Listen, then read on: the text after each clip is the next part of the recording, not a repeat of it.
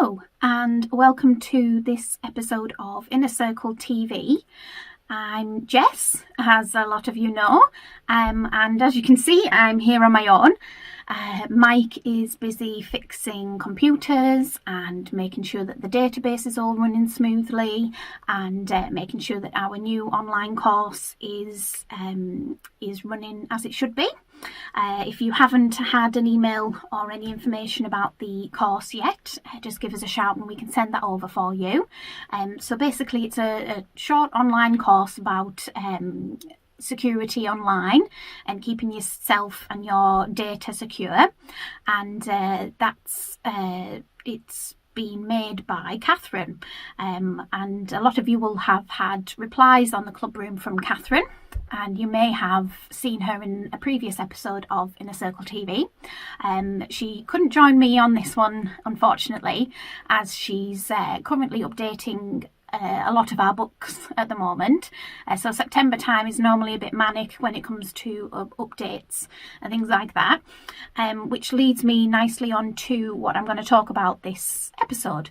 So a lot of you Apple users will have most likely had a notification saying that you've got a software update due. So the most recent update is iOS 14 or iPad OS 14, and it rolled out, they started rolling it out on the 16th of September, so chances are a lot of you will have already had it, or if you haven't, don't worry about that.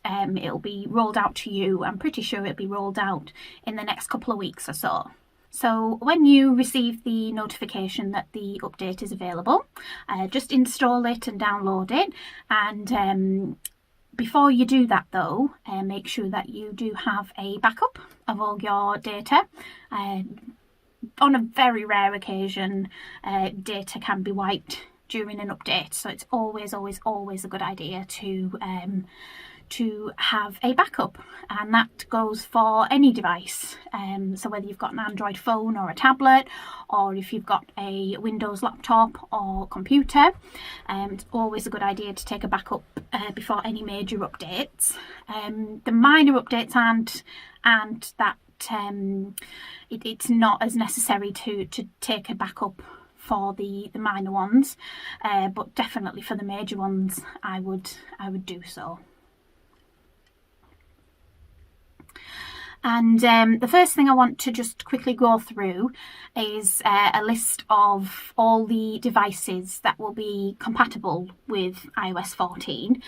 So if you don't have one on this list, don't worry.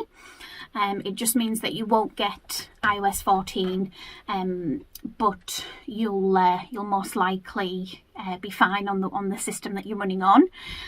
For really old versions of iOS, it might be worth possibly looking into upgrading your device as well.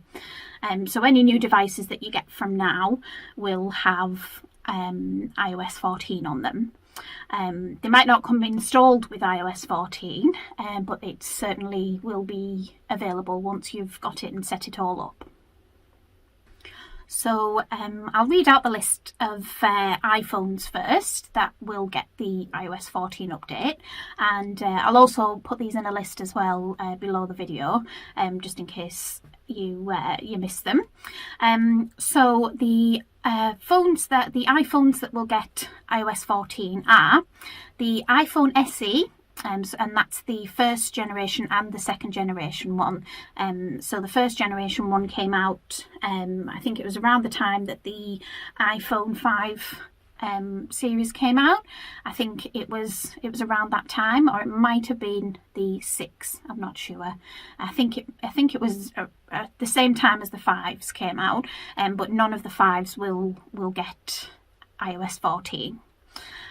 So the next one is iPhone 6S and 6S Plus, iPhone 7 and 7 Plus, iPhone 8 and 8 Plus, iPhone X, XR, XS, XS Max, and the iPhone 11, 11 Pro and the 11 Pro Max. So they're all the devices that will get iOS 14. The iPads that will get not iOS 14, it's called iPad OS 14 now, just to confuse you. So the iPads that will get that, I'll start with the oldest and then go to the newest ones. So the oldest ones that will get it is the iPad Air 2, and that's the 3rd generation and the 4th generation ones. The iPad Mini 4 and the iPad Mini 5th generation. The iPad 5th generation through to the 8th generation.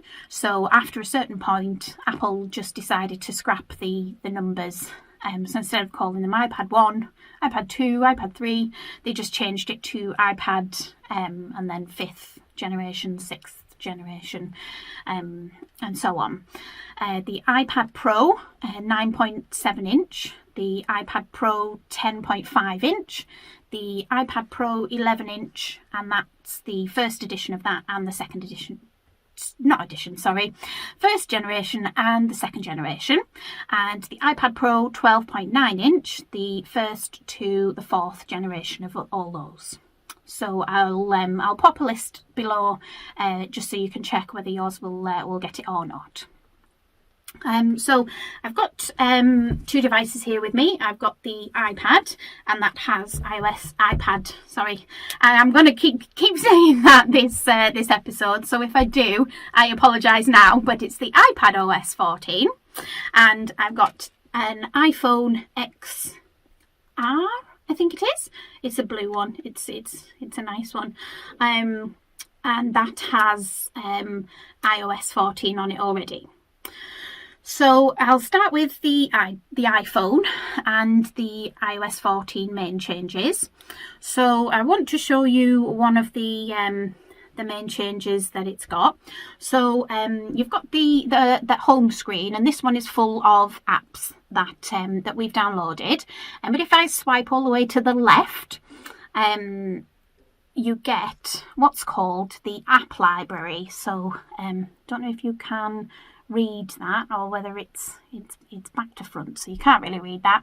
But basically what it's done is it's organised each of these folders. They all have different apps in them.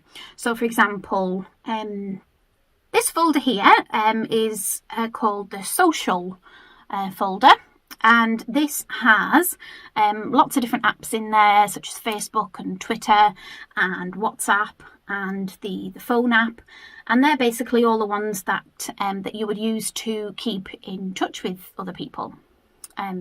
So when you come across this screen, the top 2 ones just have 4 icons in them, but the rest of them, I don't know if you can see, they have 3 big icons here, and then they have little mini icons there.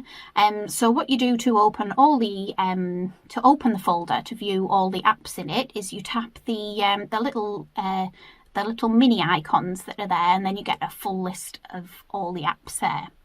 So it's quite handy to have all your apps in one place. Also, if you tap in the search box at the top, it's got a little magnifying glass, you then actually get a full list of all your apps in alphabetical order. So if you're like me and you have apps all over the screens, on different home screens, then this list is really handy to have, quite simply because, well, it's in alphabetical order. So you can also tap on these letters on this side to jump straight to that letter in the list there, and you get all the apps starting with that letter. So it's really handy. You can also type the name of the app if you want to just type it in straight away. So if I type Facebook, then it will show me the Facebook app pretty much straight away, and just tap on that to open it. So that's one of my favourite features of iOS 14. The next one is more to do with incoming calls and outgoing calls. So on the old version of iOS, when you got a new call coming in, or when you made a call, it would take up the whole of the screen, so you couldn't do anything else. Whereas this time it comes up just with a little bubble at the top, just saying who's calling, and two simple buttons, one green one to answer it, one red one to decline it. And that's on any screen, any app. If you've got any app open in the background, that shows up on it. So all you do is tap the green button or tap the red button to get rid of it.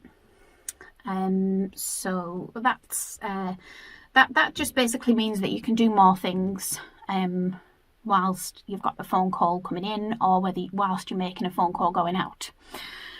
So that's quite handy. Another feature that they've introduced more in iOS 14 is the picture-in-picture mode. So if you're an Android user, this has been around for quite a few number of Android versions, but they've just introduced it. Well, I think it was available, but they've made a bigger deal of it now in iOS 14. So it basically means that if you're watching, say you're watching a live broadcast of the news, which I have been doing recently for the all the news updates for the social distancing and the new rules and things like that are coming in for COVID-19. So if you're watching them on your phone, then you can continue watching those in a separate window, whilst maybe checking your emails or checking Facebook, or using a different app like that. It's only really available on certain apps, so it's especially for things like watching videos, or making FaceTime calls, or WhatsApp video calls, things like that. So you can do something else whilst you're on a call to somebody else. So the next iOS 14 feature that I want to show you is pinning messages in the Messages app. So if you open the Messages app, and you get a long list of your messages here. I don't know if you can see those. And if you swipe to the right on a message, so I will swipe to the right on this bottom one that says Helpful Books iPhone 5S, and a little pin shows up. It's a little yellow pin on there. So if you tap on that, and you can see at the top here, it's now got HB, which is probably short for Helpful Books, and that's the conversation that I've just pinned. So if I tap on that, it will open the conversation there. So this can be handy if you usually message message a certain person or certain people. You can pin those conversations at the top of the app, so it makes it easier for you to find them. The next feature is Siri. So we all love Siri, especially when you accidentally press the button and Siri pops up. Often when you don't really need her, but when you do need her, she doesn't tend to work. Siri, when you used to activate it, you used to get a full screen with Siri asking you how it could help. But now, when you activate Siri, just a little blob pops up at the bottom there, and it's listening to me at the moment, and then it will tell me what it's created from what I've said. Yes, so I'm not sure I understand. No, that's absolutely fine. I did waffle on a bit there, but yes, you can see that you can still do other things on your screen, but Siri will disappear when you press something else on the screen. So it doesn't take over your whole screen. Again, I think they're going for the minimalist look at the moment. So they've updated some of the features in the Maps app. These are mainly to include electric power stations. Sorry, I couldn't think of the word then. So charging stations, that's the one, where you charge up your electric car if you have one. So most electric cars have about 250 mile range on them. Not so great if you're planning a road trip from let's say from Millham down to Plymouth, which is quite a bit longer than 250 miles. So you need to plan into your route different places that have the electric charging stations. So the Maps app can actually do that for you if you specify that you want it to look for those. So that's quite a handy feature. Also the new privacy features. So there's been a bit of a hoo-ha about this because Apple didn't really tell the app developers in time that it was introducing all these new privacy features, because then it means that they would have to then go ahead and change their apps, and they're not prepared to do that in the blink of an eye, really, which is what Apple were suggesting. So that's been delayed, that full privacy feature. That's been delayed till next year, I think. But there are a few new privacy features. So one of the features is the little coloured blob that you get in the top right corner of your screen. So I will show you if I can what that would look like. Let me find one. So it basically shows you that the app that you're using has access to your camera or your microphone. So if I was to I've opened the Messenger app and I've opened the camera, and it's going to show a lovely oh no, it's not. It's showing my ear, so that's not too bad.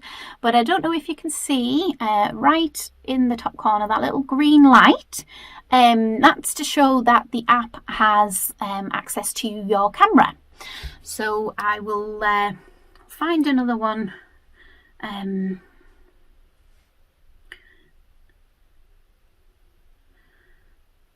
Another example.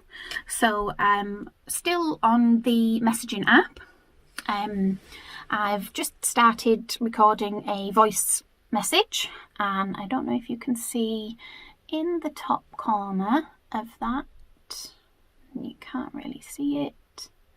There is a little orange blob. There we go. So you can see that, just that little tiny orange blob there, that just shows that that the app is using your microphone. So that's two things to look out for when you're using an app. If you're worried about those type of things, then that's one of the features to look out for. So as well as that, there's lots of other techie things that have changed in the background. I'm not going to go into a lot of detail about those, but if you want to read a bit more about them, there's a lot of details on the Apple website.